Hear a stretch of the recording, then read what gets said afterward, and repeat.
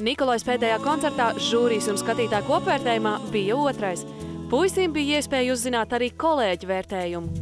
Vairāk ar to, ka bija krāsaini, atminēties nav prātīgi.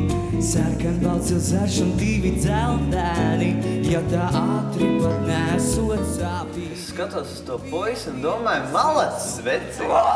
Visi ir forši.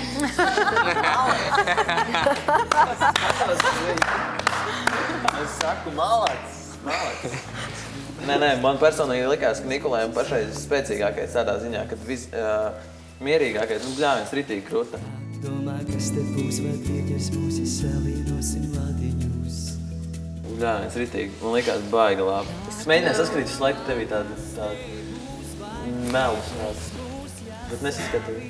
Paldies šiem cilvēkiem, Evijai, Ivaram, par uzbūra tādu auru man, un arī Robertam, kurš arī piedziedājumi. Nu jā, bija tā mīļa, jā, tiešām. Nezināju, ka tiešām es varu vienkārši tāpat nosēdēt uz bāra krēsla un nodziedāt vienkārši dziesmu. Tu pašam nebija tāda mazuma piedošana? Es vienkārši biju, es pats apsēdos un es pats devu to dziesmu. Vienkārši skatītājiem devu. Pats. Es neko netēloju. Es neesmu tāds gabals daudz dziedājis. Tas ir tas, kas man ir vismazāk darīts. Man tas vairāk tie aktīvie gabali patīk.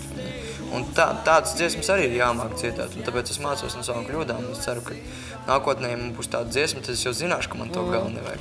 Zinu, kas ir, bet tagad šitās 4 reizes nedrīkst jums nevienam būt kļūdas.